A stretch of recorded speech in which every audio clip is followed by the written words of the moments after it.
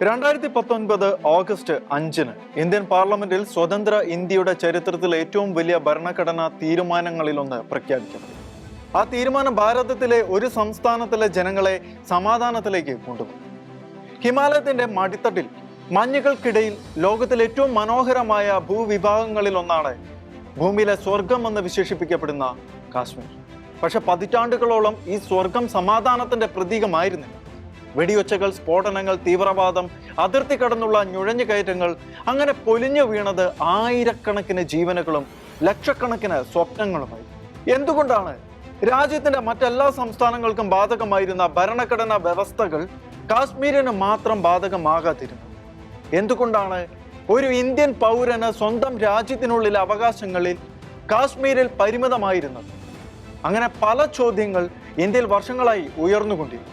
എന്നാൽ ഈ ചോദ്യങ്ങൾക്കെല്ലാം ഒരു പേരുണ്ടായിരുന്നു: ആർട്ടിക്കിൾ 370, അതായത് ആർട്ടിക്കിൾ 370. എല്ലാ ചോദ്യങ്ങൾക്കുമുള്ള ഉത്തരമായി 2019 ഓഗസ്റ്റ് 5-ന് ആർട്ടിക്കിൾ 370ന്റെ ഭൂരിഭാഗം വ്യവസ്ഥകളും പ്രവർത്തനരഹിതമാക്കി. ആർട്ടിക്കിൾ 35A റദ്ദാക്കി. ജമ്മു കാശ്മീർ സംസ്ഥാനത്തെ പുനഃസംഘടിപ്പിച്ചുകൊണ്ട് 2 കേന്ദ്രഭരണ പ്രദേശങ്ങളാക്കി. ധീരമായ തീരുമാനത്തെ ചിലർ ശക്തമായി എതിർത്തു. ചരിത്രത്തിലൂടെ യാത്ര ചെയ്താൽ ആർട്ടിക്കിൾ 370 എങ്ങനെ പ്രാബല്യത്തിൽ വന്നു എന്ന് കാണാൻ കഴിയും. 1947 ബ്രിട്ടീഷ് സാമ്രാജ്യത്തിന്റെ ഭരണത്തിന് അവസാനമായതോടെ ഇന്ത്യയും പാകിസ്ഥാനും ഇങ്ങനെ 2 സ്വതന്ത്ര രാജ്യങ്ങൾ ജനിച്ചു. എന്നാൽ ബ്രിട്ടീഷ് ഇന്ത്യയുടെ ഭാഗമായിരുന്ന ഏകദേശം 565 നാട്ടുരാജ്യങ്ങൾക്ക് ഒരു നിർണായക തീരുമാനം എടുക്കേണ്ടതായി വന്നു. അത് ഒന്നെങ്കിൽ ഇന്ത്യയോട്, അല്ല എങ്കിൽ പാകിസ്ഥാനോടൊപ്പം നിൽക്കുക, അല്ല എങ്കിൽ സ്വതന്ത്രമായി നിൽക്കുക എന്നതായിരുന്നു. അതിലൊന്നായിരുന്നു ഹിമാലയത്തിന്റെ മടിത്തട്ടിലുണ്ടായിരുന്ന കാശ്മീർ എന്ന മനോഹരമായ രാജ്യം. മഹാരാജാവ് ഹരിസിംഗ് എന്ന ഹിന്ദു രാജാവായിരുന്നു അവിടുത്തെ ഭരണാധികാരി. എന്ന സംസ്ഥാനത്തെ ഭൂരിഭാഗം ജനങ്ങളും മുസ്ലിം മതവിഭാഗത്തിലുള്ളവരുമായിരുന്നു.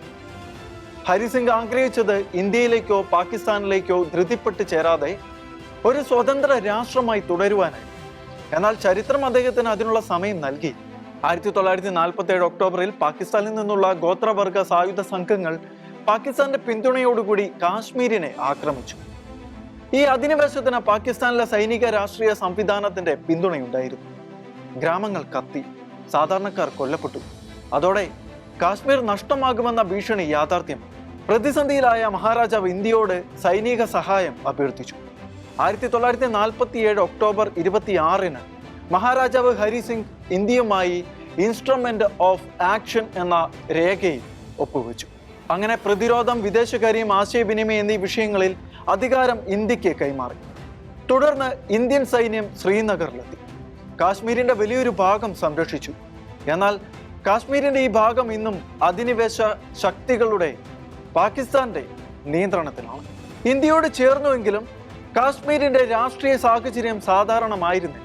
അതിനാൽ ജവഹർലാൽ നെഹ്റുവിന്റെ വിശ്വസ്തനും നേതാവും മുൻ ദിവാനുമായ എൻ ഗോപാലസ്വാമി അയ്യങ്കാർ ഭരണഘടനാ സഭയിൽ ഒരു പ്രത്യേക വ്യവസ്ഥ അവതരിപ്പിച്ചു. അതായിരുന്നു ആർട്ടിക്കിൾ 370.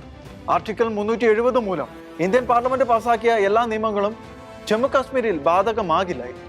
പ്രതിരോധം, വിദേശകാര്യം, ആശയവിനിമയം ഇവയൊഴികെയുള്ള പല വിഷയങ്ങളിലും കേന്ദ്ര നിയമങ്ങൾ നടപ്പിലാക്കുവാൻ സംസ്ഥാന സർക്കാരിന്റെ സമ്മതം ആവശ്യമായിരുന്നു. അതായത് മറ്റ് സംസ്ഥാനങ്ങളെ അപേക്ഷിച്ച് ജമ്മു കാശ്മീരിന് കൂടുതൽ സ്വയംഭരണ അധികാരമുണ്ടായിരുന്നു. 1965 മുൻപ് കാശ്മീർ മുഖ്യമന്ത്രിയെ പ്രധാനമന്ത്രി എന്നും ഗവർണറെ സദർ-ഇ-റിയാസത്ത് എന്നും വിളിച്ചിരുന്നു. അന്നവർക്ക് സ്വന്തം ഭരണഘടനയും പതാകയും ഉണ്ടായിരുന്നു. 1954 രാഷ്ട്രപതിയുടെ ഉത്തരവിലൂടെ മറ്റൊരു വ്യവസ്ഥയും നിലവിൽ വന്നു. അതായിരുന്നു ആർട്ടിക്കിൾ 35A. അതാണ് പിന്നീട് ഏറ്റവും കൂടുതൽ വിവാദങ്ങൾക്ക് കാരണമായത്. 1989 ജമ്മു കാശ്മീരിന്റെ ചരിത്രം തന്നെ മാറ്റിമറിച്ചു. അന്ന് തീവ്രവാദം, അതിർത്തി കടന്നുള്ള ഭീകരവാദ പ്രവർത്തനം, ലക്ഷ്യമിട്ടുള്ള കൊലപാതകങ്ങൾ, ഒടുവിൽ ലക്ഷക്കണക്കിന് കാശ്മീരി പണ്ഡിറ്റുകളുടെ കൂട്ടപലായനത്തിലാണ് അത് കലാശിച്ചത്. ക്രമേണ കാശ്മീർ രക്തം വാർന്ന ഒരു താഴ്വാരയായി മാറുകയായി. നിരവധി സായുധ സംഘടനകൾ അവിടെ സജീവമായി. Jammu and Kashmir liberation front സ്വതന്ത്ര കാശ്മീർ എന്ന ലക്ഷ്യമാണ് മുന്നോട്ട് വെച്ചത്. പിന്നീട് ഹിസ്ബുൾ മുജാഹിദ്ദീൻ, ലഷ്കർ-ഇ-തോയ്ബ, ജയ്ഷെ മുഹമ്മദ് പോലുള്ള ഭീകര സംഘടനകൾ കൂടുതൽ ശക്തമായി. 1989 മുതൽ കാശ്മീരിന്റെ ദൈനംദിന ജീവിതം മാറി. സ്കൂളുകൾ അടഞ്ഞു, വ്യാപാരം തകർന്നു, സഞ്ചാരികൾ അപ്രത്യക്ഷമായി. സായാഹ്നമായാൽ നഗരങ്ങൾ നിശബ്ദമായി. ഭയം കാശ്മീരിന്റെ പുതിയ ഭാഷയെ. പിന്നീട് വന്ന 3 പതിറ്റാണ്ടുകളിൽ നടന്നത് ആയിരക്കണക്കിന് ഭീകരാക്രമണങ്ങളെ 10,000-കണക്കിന് ആളുകൾ കൊല്ലപ്പെട്ടു. ഒടുവിൽ 2019 ഓഗസ്റ്റ് 5 ഇന്ത്യൻ പാർലമെന്റ് കാശ്മീരിന്റെ ചരിത്രത്തിന്റെ ഗതി മാറ്റിയ ആ നിർണായക തീരുമാനമെടുത്തു. കേന്ദ്ര സർക്കാരിന്റെ കണക്കുകൾ പ്രകാരം 2019 ശേഷം ഭീകരാക്രമണങ്ങളുടെ എണ്ണത്തിൽ പൊതുവായ കുറവ് രേഖപ്പെടുത്തി. സുരക്ഷാ സേനയുമായുള്ള ഏറ്റുമുട്ടലുകളുടെ സ്വഭാവത്തിലും മാറ്റമുണ്ടായതായി. പ്രത്യേകിച്ച് യുവാക്കൾ ഭീകര സംഘടനകളിലേക്ക് റിക്രൂട്ട് ചെയ്യപ്പെടുന്ന നിരക്ക് കുത്തനെ കുറഞ്ഞു. കാശ്മീരിലേക്ക് ഇന്ത്യയുടെ വിവിധ സംസ്ഥാനങ്ങളിൽ നിന്നും സഞ്ചാരികൾ ഒഴുകിയെത്തി.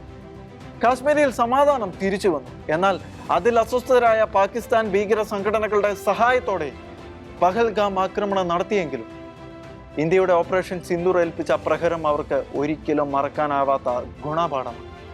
വീണ്ടും കാശ്മീർ സന്തോഷത്തിലേക്ക്, സമാധാനം.